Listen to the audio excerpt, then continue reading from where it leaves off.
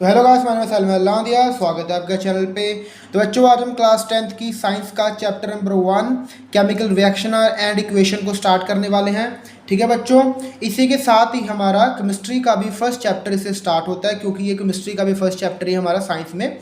ठीक है, तो केमिकल रिएक्शन और इक्वेशन ये थोड़ा डीप केमिस्ट्री है, तो इसको बच्चों मैं आपको नोट से पढ़ाऊंगा। बुक से भी हम थोड़ा बहुत रीड करेंगे, बट उतना ही करेंगे जितना आपके लिए ज़रूरतमंद होगा। बाकी मैं आपको नोट से करवाऊंगा, क्योंकि नोट्स मैंने बहुत अच्छे बना रखे हैं और आपको अच्छी तरह समझ भी आएंगे। ठीक है, तो केमिकल रिएक्शन और इक्वेशन, इसको पढ़ने से पहले बच्चों हमें एक चीज़ के बारे में पता होना चाहिए, वो हमारे पास होती है बच्चों केमिकल चेन। तो ये देखो, जैसा कि मैंने नोट्स में लिख रखा है, केमिकल चेंज हमारे पास क्या होता है। A change that occur when a substance combine with another to form a new substance is called chemical change। हमारे पास चेंज का मतलब बदलाव होना। ठीक है, केमिकल चेंज का मतलब हमारे पास क्या होता है कि केमिकल या रासायनिक तौर पे कुछ बदलाव होना, उसको हम केमिकल चेंज में इंट्रोड्यूस करेंगे, केमिकल चेंज की कैटेगरी में लाएंगे। ठीक है बच्चों, केमिकल चेंज हमारे पास वो चेंज होता है जब हमारे पास कोई एक सब्सटेंस दूसरे सब्सटेंस के साथ कंबाइन कर एक नया सब्सटेंस बना रहा हो, उसको हम केमिकल चेंज कह सकते हैं।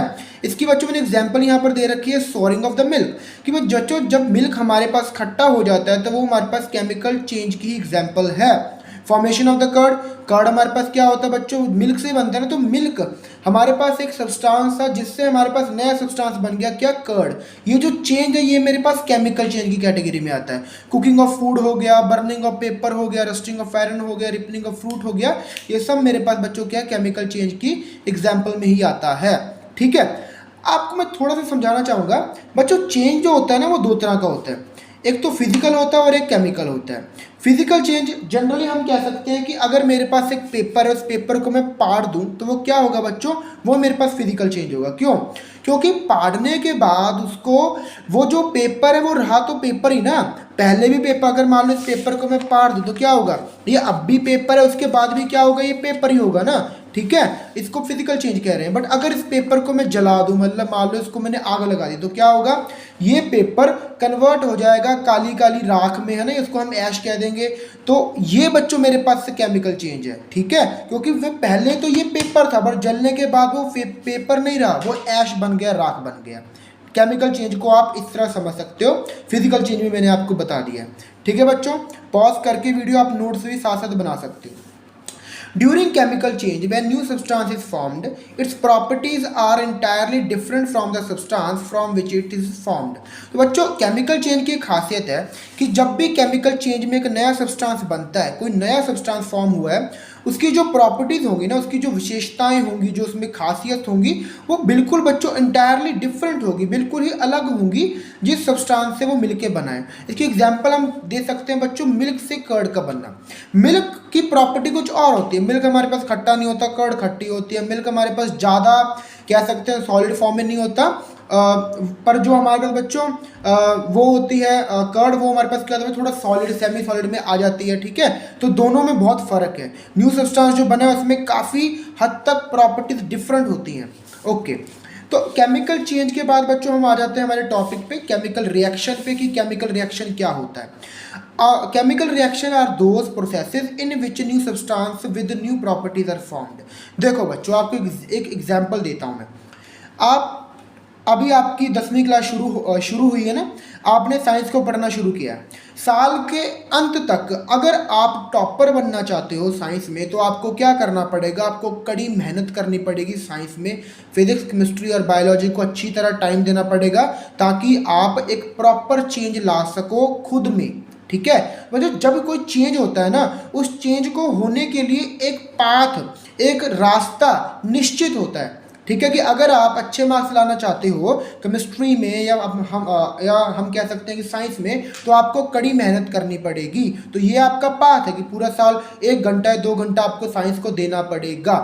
तो वैसे बच्चों, अगर हमारे पास कभी केमिकल चेंज होता है ना, तो वो एक केमिकल रिएक्शन के द्वारा होता है।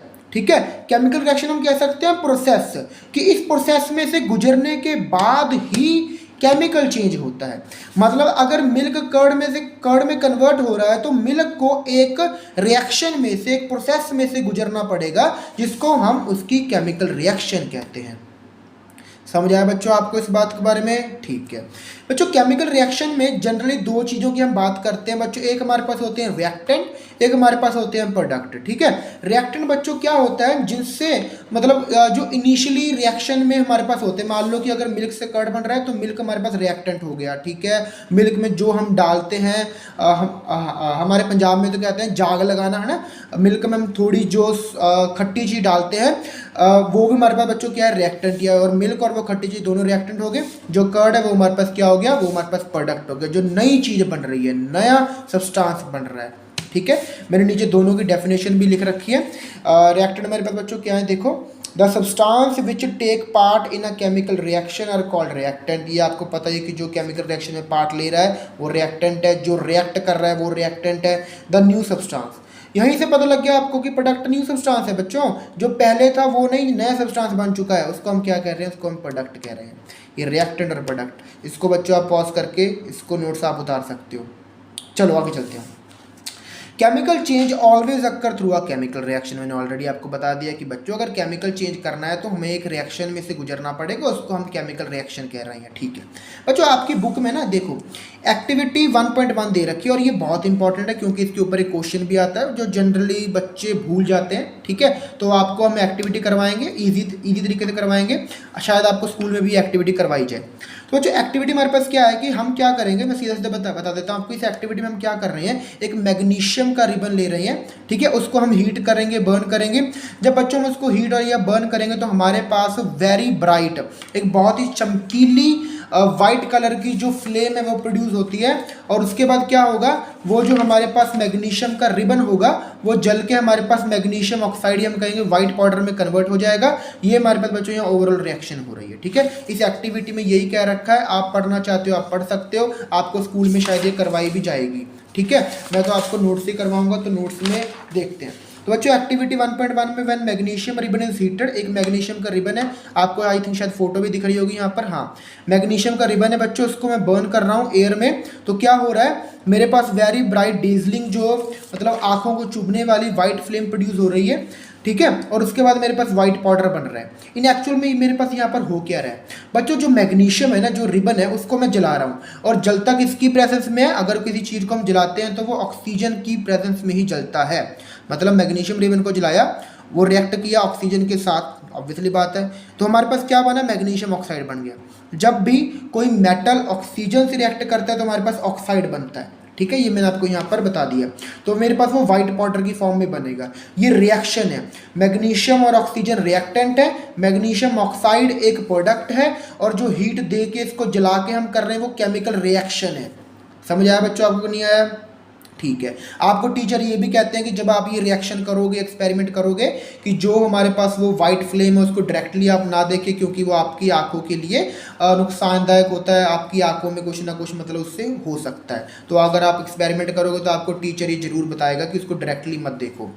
बच्चों एक आपको इस पर क्वेश्चन क्या आता है कि जब आप मैग्नीशियम रिबन को लोगे ना, उसको जलाने के लिए, बर्न करने के लिए, तो पहले आप उसको क्लीन करोगे रब करके सैंड पेपर से।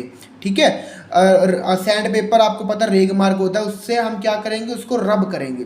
हम उसको रब क्यों करते हैं, डायरेक्टली जला क्यों नहीं पाते? क्योंकि बच्चों जो मैग्नीशियम है ना, मैग्नीशियम का जो रिबन है वो ऐसे ही पड़ा है ना, वो बहुत रिएक्टिव है मैग्नीशियम। वो क्या करता है, ऑक्सीजन जो उसके आसपास है उसके साथ रिएक्ट कर कर अपने ऊपर एक लेयर फॉर्म कर लेता है मैग्नीशियम ऑक्साइड की। ठीक है, ये तो चलो हमने बनाया, जलाने के बाद ही मैग्नीशियम ऑक्साइड बन रहा है, बट उसके ऊपर एक लेयर बन जाती है और उस लेयर के कारण हम उसको अच्छी तरह जला नहीं पाते। तो पहले हमें उसको साफ करना पड़ता है ताकि वो लेयर हट जाए। आपको क्वेश्चन भी ये आता है कि हम क्यों उसको रब करते हैं।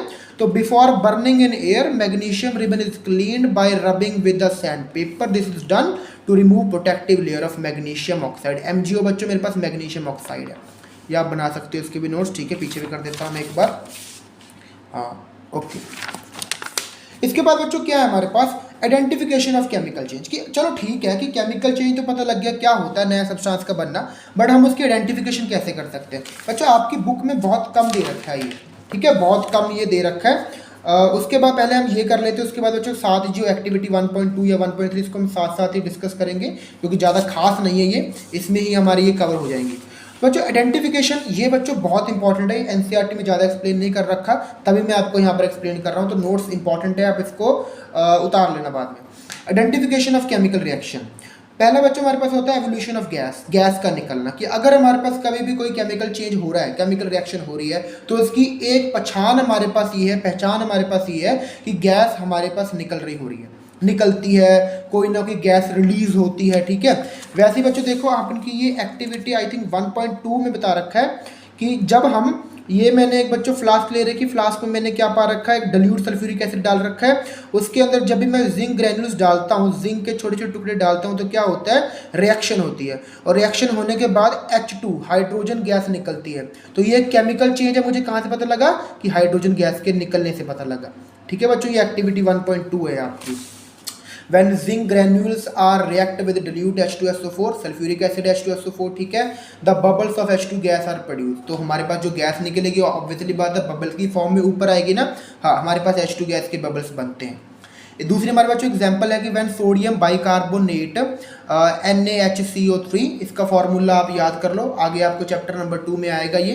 रिएक्ट विद विनेगर, विनेगर बच्चों एसिडिक एसिड होता है, देन हमारे पास CO2 गैस इवॉल्व होती है, ठीक है। तो हमारे पास बच्चों जब ये रिएक्ट करते हैं तो हमारे पास कार्बन डाइऑक्साइड गैस निकलती है, इससे हम पता लगा सकते हैं कि ये क्या है, ये एक केमिकल रिएक्शन है, ठीक है बच्चों। आगे देखो, पहला तो हमारे पास ये हो गया कि एवोल्यूशन ऑफ गैस हो रहा है, आप इसको उतार लो एक बार। सेकंड बच्चों हमारे पास है फॉर्मेशन ऑफ पीपीटी। पीपीटी बच्चों हमारे पास क्या होता है, इनसॉल्युबल सब्सटेंस होता है, आपको फोटो दिख रही होगी, इस टेस्ट ट्यूब में क्या जो नीचे वाइट वाइट है वो मेरे पास पीपीटी ही बनते हैं, ठीक है। जब मैंने 2 लिक्विड मिक्स किए और मेरे पास उस मिक्सिंग के बाद नीचे कुछ वाइट वाइट इनसॉल्युबल सब्सटेंस आ जाता है, उसको मैं पीपीटी कह देता हूँ, ठीक है। जब पीपीटी फॉर्म हो तब भी हम क्या कहेंगे कि केमिकल रिएक्शन हो रही है, तो ये पहचान है केमिकल रिएक्शन की, आप याद रखो इनको। थर्ड मेरे बच्चों एक चेंज इन कलर, कि हाँ अगर जनरली अगर आप केमिस्ट्री लैब में जाओ, अगर आपको लेके जाएं, तो अगर आप 2 लिक्विड कोई भी मिक्स करते हो, ऐसे नहीं मिक्स करने बच्चों, टीचर की पूछ के ही मिक्स करना है टीचर को, ठीक है। मैंने एग्जांपल दे रखी है, आप इनको मिक्स कर सकते हो। आप कलर चेंज देखोगे कि कलर में बहुत ज़्यादा अंतर आ जाता है, तो कलर चेंज होना में बच्चों एक आइडेंटिफिकेशन है। जैसे पर्पल कलर होता है हमारे पास पोटाशियम परमैंगनेट का, जब हम उसमें सिट्रिक एसिड डालते हैं तो वो कलरलेस बन जाता है, आपको फोटो दिख रही होगी, पर्पल से कैसे हमारे पास व्हाइट हो गया, ओके। एंड हमारे पास बच्चों फोर्थ पॉइंट है चेंज इन टेम्परेचर, कि टेम्परेचर का चेंज होना, और टेम्परेचर का बच्चों चेंज होने का मतलब यहाँ पर ये नहीं है कि गर्म हो जाना, टेम्परेचर कम भी हो सकता है, क्योंकि चेंज तो दोनों में है ना, कि अगर टेम्परेचर लोअर हो गया तो भी चेंज है, अगर ज़्यादा हो गया तो भी चेंज है, तो दोनों वे से हमारे पास काम करता है। अगर टेम्परेचर में आप कोई फ़र्क देख रहे हो तो वो हमारे पास केमिकल चेंज का ही पार्ट है, ठीक है बच्चों, ओके। इसके हम एग्जांपल दे सकते हैं कि अगर जब हम लकड़ी को जलाते हैं तो क्या होता है, लकड़ी जलने के बाद हमारे पास हीट प्रोड्यूस होती है ना, तो वो हमारे पास क्या है, कह सकते हैं कि केमिकल चेंज का ही इंडिकेशन है। और जैसे बच्चों आपकी एक्टिविटी थी ना 1.2 जिंक ग्रैन्यूल्स वाली, जब हम इसमें सल्फ्यूरिक एसिड में जिंक ग्रैन्यूल्स डाल रहे हैं तब भी H2 गैस प्रोड्यूस हो रही है। अगर हम इस समय इस फ्लास्क को हाथ लगा देखें ना, तो ये थोड़ी सी वार्म हो जाती है, गर्म हो जाती है, क्योंकि ये भी टेम्परेचर चेंज शो करती है।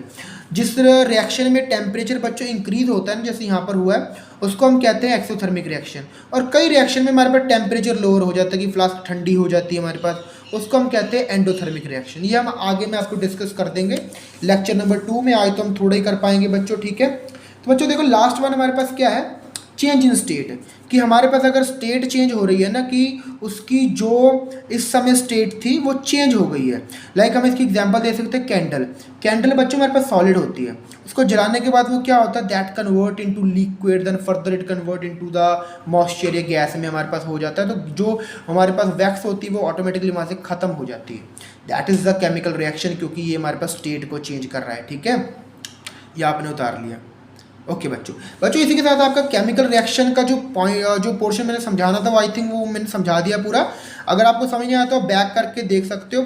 अच्छा यह जो नोट्स बच्चों आप ये बना लोगे तो आपका बहुत फ़ायदा होगा, आप याद करोगे मुझे कि सर ने भी ये नोट्स बनवाए थे और मज़ा आ गया हमें, ठीक है बच्चों। लास्ट हम जो टॉपिक आज करेंगे वो हमारे पास है केमिकल इक्वेशन। देखो बच्चों चैप्टर का नाम ही केमिकल रिएक्शन और इक्वेशन है, 2 चीज़ें समझ लिया, आपको पूरा चैप्टर समझ आने लग गया। केमिकल रिएक्शन मैंने आपको ऑलरेडी पढ़ा दिया, अब बात करते हैं इक्वेशन की, ठीक है। तो बच्चों क्या होता है केमिकल इक्वेशन, क्या होता है? मैथ में इक्वेशन होती है हमारे पास x प्लस वाई समथिंग, है ना, पॉलिनॉमियल इक्वेशंस होती हैं, लीनियर इक्वेशंस होती हैं। तो इक्वेशन हम बच्चों रिप्रेजेंट क्या करती हैं? इक्वेशन हमें एक बहुत ही कॉम्प्लिकेटेड सम को ईजिली, या हम कहेंगे ईजी वे में रिप्रेजेंट कर सकती है। आपने शायद मैथ में वो सम किए होंगे ना कि राम की एज इतनी है, उसके पापा की एज इतनी है, इतना बच्चों याद कौन करेगा? उसको हम सिंपली एक्स वाई की फॉर्म में कन्वर्ट कर देते हैं और उसको सॉल्व कर देते हैं। तो इक्वेशन का काम ये होता है। The method of representing a chemical reaction with the help of symbols and फार्मूले, मतलब फार्मूलाज या सिंबल की फॉर्म में अगर हम केमिकल रिएक्शन को रिप्रेजेंट कर रहे हैं समझाने के लिए, तो हम बच्चों क्या कर रहे हैं, उसको हम केमिकल इक्वेशन बोलते हैं, उसको हम केमिकल इक्वेशन नाम से संबोधित करेंगे। एग्जाम्पल बच्चों मैंने आपको दे रखी, पहले आप इसको उतार लो। ओके, एग्जाम्पल बच्चों मैंने आपको दे रखी है, देखो। जैसे बच्चों क्या होता है कि जो जिंक मेटल होता है, जब उसको हम रिएक्ट करवाते हैं सल्फ्यूरिक एसिड के साथ, आपकी जो ये एक्टिविटी ऐसी की बात कर रहा हूँ मैं, ठीक है। जब जिंक मेटल रिएक्ट करता है हमारे पास डिल्यूट सल्फ्यूरिक एसिड के साथ, तो हमारे पास जिंक सल्फेट और हाइड्रोजन गैस बनती है। हाइड्रोजन गैस बारे तो मैंने आपको बताया था ना, बट एक और प्रोडक्ट बनता है, उसको हम कहते हैं जिंक सल्फेट। तो जो देखो कितनी बड़ी है, इसको याद करना काफ़ी मुश्किल है।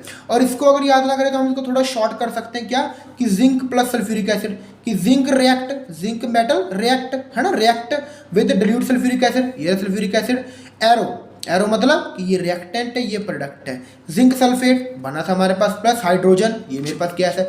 इतनी बड़ी इक्वेशन को मैंने शॉर्ट फॉर्म में रिप्रेजेंट कर दिया। और इसका भी मैं शॉर्ट फॉर्म कह सकता हूँ सिंपल में, कैसे? जिंक को सिर्फ Zn पा दो, ठीक है, और सल्फ्यूरिक एसिड को H2SO4 डाल दो, इसका जो फॉर्मूला होता है। जिंक सल्फेट को ZnSO4 डाल दो, एंड हाइड्रोजन को H2 डाल दो। तो देखो बच्चों इतनी बड़ी स्टेटमेंट से हम यहाँ पर आ गए। इसको बच्चों हम कहते हैं केमिकल इक्वेशन, जो केमिकल रिएक्शन को रिप्रेजेंट करती है सिंपल वे में। आई थिंक बच्चों आपको समझ आ गया है, ये मेरे पास थी केमिकल इक्वेशन। इसी के साथ बच्चों हम आज का लेक्चर खत्म करते हैं। केमिकल रिएक्शन और इक्वेशन की मैंने आपको डेफिनेशन ही देनी थी, ये अच्छा लेक्चर बनाया मैंने, ठीक है। और इसके बाद बच्चों हम सीधा करेंगे बैलेंस केमिकल इक्वेशन, ये पार्ट 2 में हम कर लेंगे। मैं सारी आपको बैलेंसिंग समझा दूंगा पार्ट 2 में। आई थिंक 2 पार्ट बनाएंगे, अगर ज़्यादा लंबा ना हो जाए, क्योंकि लंबे पार्ट बच्चे देखते नहीं हैं। उसके बाद बच्चों हम टाइप ऑफ केमिकल रिएक्शन करेंगे कि क्या हमारे पास टाइप्स होती हैं। थर्ड लेक्चर में हमारे पास आई थिंक ये आ जाएगा। एंड फोर्थ में हम क्रोजन और रेंसिडिटी के साथ इसको खत्म कर देंगे।